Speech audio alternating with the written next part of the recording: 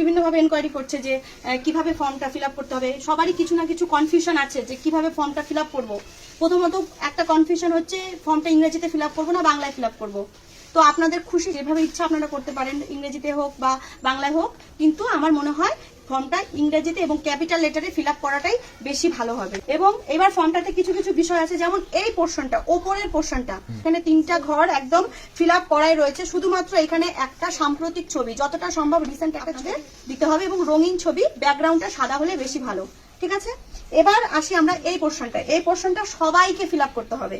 যাদের 2002 সালে নাম আছে তাদেরকেও ফিল আপ করতে হবে, যাদের 2002 সালে নাম নেই তাদেরকেও ফিল আপ করতে হবে। তো এক্ষেত্রে এখানে কি কি আছে, জন্ম তারিখ, ঠিক আছে, আধার নাম্বার, মোবাইল নাম্বার, এখানে একটা আছে পিতার বা অভিভাবকের নাম। আমি সাজেস্ট করব সবাইকে পিতার নামটাই এখানে দেওয়ার।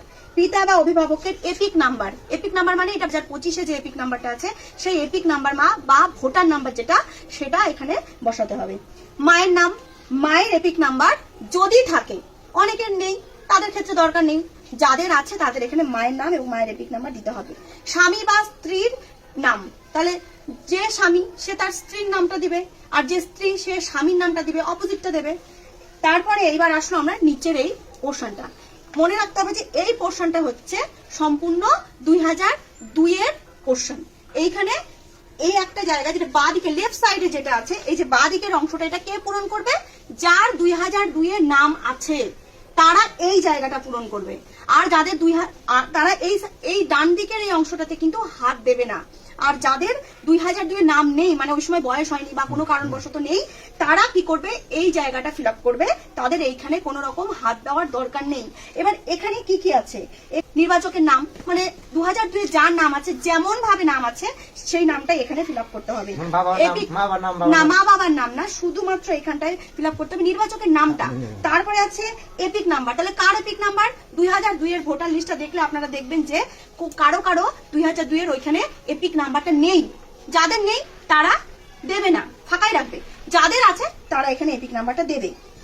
এবার আত্মীয়ের নাম, এর নাম বলতে এখানে যে ফিল আপ করছে ফর্মটা তার বাবার নাম দিতে হবে। ঠিক আছে, এবার সম্পর্ক, তাহলে এখানে কি লিখতে হবে, আপনার সাথে আপনার বাবার, মানে 2002-এর যে ফর্মটা ফিল আপ করছে তার সাথে তার বাবার সম্পর্কটা এখানে লিখতে হবে। তাহলে কি হবে, এখানে ফাদার সন লিখতে হবে।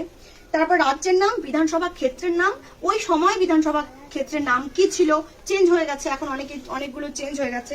বিধানসভা ক্ষেত্রের নম্বর, তখন নম্বরটা কত ছিল, অংশ নাম্বার কত ছিল, এবং ক্রমিক নাম্বার মানে যে 2002 সালে সিরিয়ালে যে সিরিয়াল নাম্বারটা আছে, যার যেখানে যে যত সিরিয়ালে আছে সেটা এখানে লিখতে হবে। এবার আসি আমরা এই পোর্শনটাতে, মানে একদম ডান দিকের এই পোর্শনটা, যেটা যাদের 2002-এ নাম নেই তারা যেটা ফিল আপ করবে। তারা কিভাবে ফিল আপ করবে, তাহলে নির্বাচকের নামটা প্রথমে দিতে হবে, মানে কে ছিল তখন, তাহলে আমার ছিল না, তাহলে আমার বাবার ছিল, তাহলে এখানে তার বাবার নামটা প্রথমে তাকে দিতে হবে। তারপর দিতে হবে এপিক নাম্বার, মানে ভোটার নাম্বার, যদি ভোটার নাম্বার থাকে তাহলে ভোটার নাম্বার দিতে হবে। আত্মীয়ের নাম, এক্ষেত্রেও একইভাবে আত্মীয়ের নাম হবে আমার বাবার নাম্বার, মানে বাবার নাম মানে আমার দাদুর নাম এখানে হবে। সম্পর্কের জায়গায় আমরা কি লিখবো, আবারও সেই ফাদার সন, মানে আমার বাবার সাথে তার বাবার সম্পর্ক কি হবে, বাবা ছেলে, আমার দাদুর সাথে আমার বাবার সম্পর্ক কি হবে, বাবা ছেলে, সেখানে আত্মীয়ের নামটা এখানে আমার দাদুর নাম দিতে হবে।